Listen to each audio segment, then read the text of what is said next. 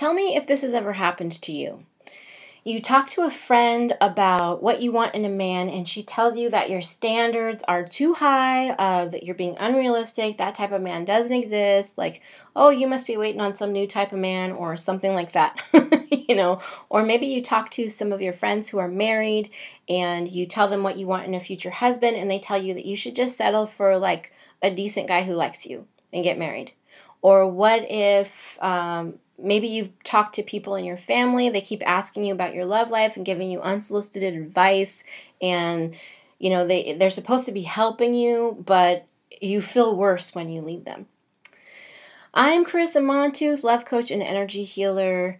I help single women attract marriage-minded men and date them without self-sabotage. And today we're going to talk about how to stop the negativity of your family and friends from squashing your dreams and killing your love life.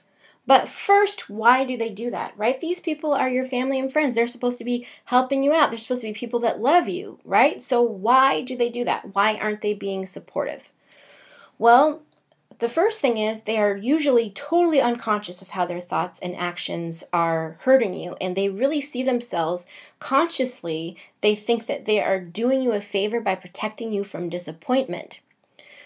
Also, a lot of times people in your life are really invested in you staying the same so that they can think of you in a certain way. Like they've got you in a box, and it messes up their view of themselves and their world and whatever else if they stay in the same place, but you change and grow, especially if you go beyond what they thought should be possible for you or beyond what they're doing for themselves.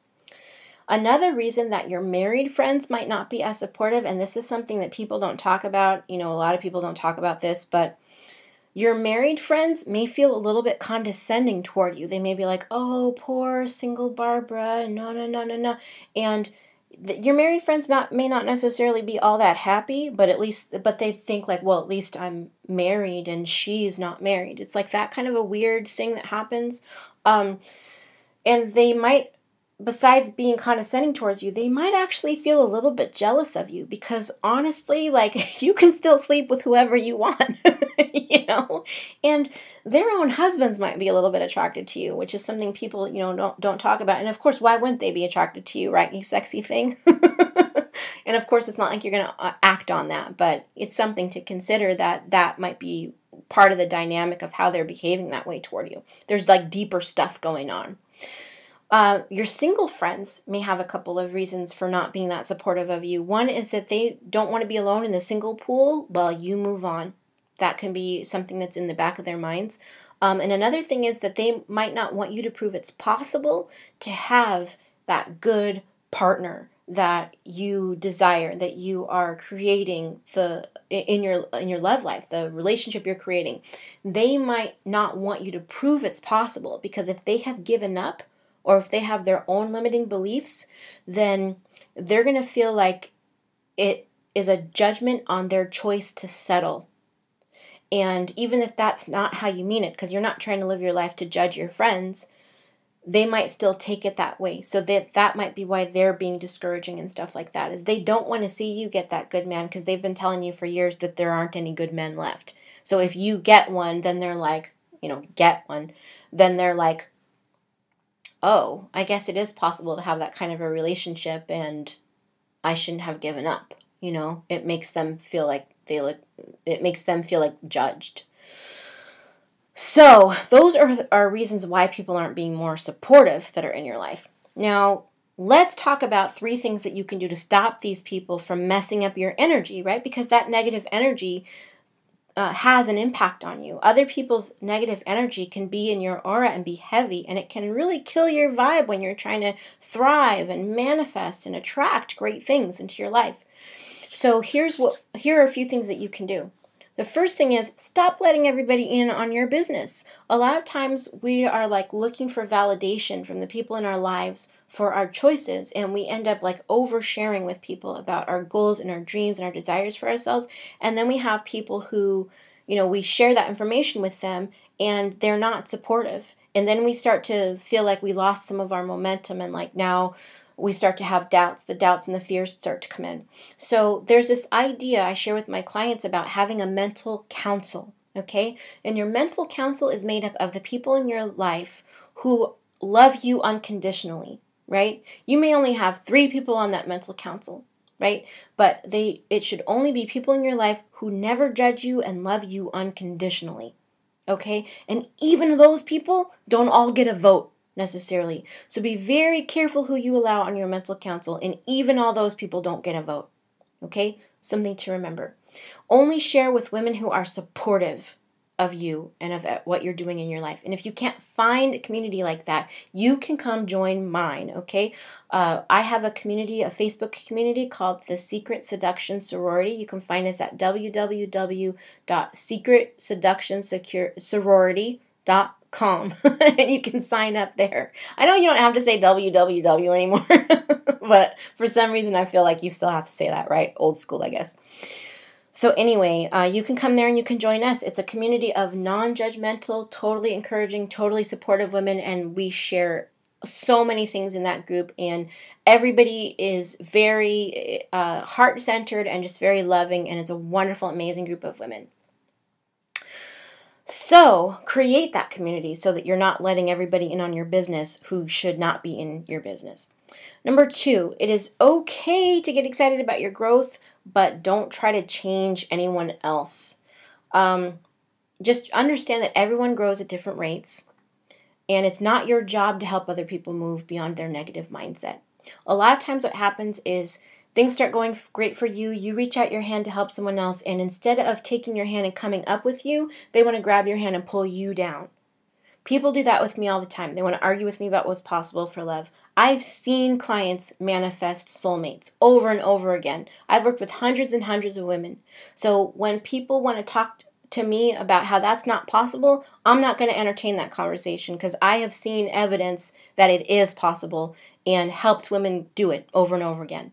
So it's like you don't need to come down into other people's negativity. If you reach out your hand and they don't want to come up, don't let them pull you down. Let go. Okay? So it's whenever you try to change someone else and give them that hand up, if they are trying to pull you down, then, you can leave that alone. You can let that hand go. Okay? And another thing is, don't show people that you can manifest good in your life by quoting Gabby Bernstein or something like that. By quoting A Course in Miracles or something like that. Show someone that you can manifest a good love life by manifesting a good love life for yourself. And if they look at that and then their minds and their hearts are open and they're at a space in their growth where they can hear you, then they'll be more likely to actually receive whatever your insight is that you want to share with them. So it's okay to get excited about your growth, but don't try to change anyone else. That's number 2. Number 3, be really firm and clear and kind about your own boundaries, okay? Because that's your job to enforce your boundaries. So if you're tired of people in your family bringing up your love life, then you've got to summon up your own courage and your honesty, and you've got to tell them you're not going to be discussing your love life with them anymore. And they're going to test you. You're going to have to do this more than once. They're going to test you. They're not going to believe you. They're used to things staying the same, so they will test you, and they will bring up your love life, and you can say, you know what, if that comes up again, I'm going to leave. Or if that comes up again, I'm going to end our call, and I'll talk to you another time. And they bring it up again, and you say, okay, I'm hanging up now. We'll talk another time. Bye. Or, okay, I'm going to take off now.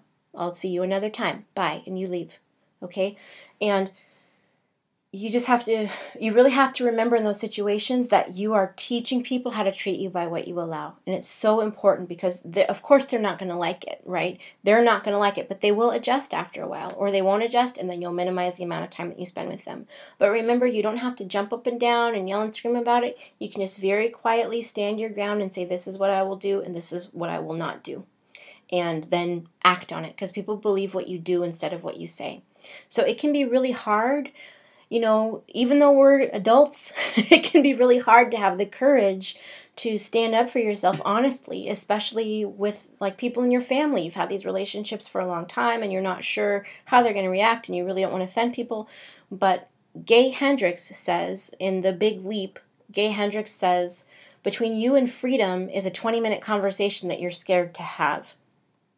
So I want you to think about that and to really know that taking up your courage and being honest about what you need and what your boundaries are is an act of radical self-love and emotional maturity, and it will just be so good for you and so helpful for you. You'll see so many good things happen in your life as a result of that, not just in terms of protecting your love life from the negativity of other people, but from so many good things will come into your life because of that. So if you need that community, that supportive community of positive, non-judgmental women who really encourage you and help you along on your journey to love, then definitely check out Secret Seduction Sorority at secretseductionsorority.com. And if you want more tips for how to attract that deep, soulful, stand the test of time love that your heart craves and desires, then subscribe. And remember that self-love is the best love. So love you first, love you best, and all other love will flow to you.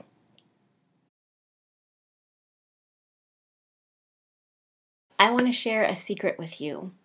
It is a lot easier to manifest your divine life partner soulmate than you think. The trick is to clear the old stuff out of your energy first, because that makes your energy magnetic to new love. So it's not even like you have to work really hard to bring this person in.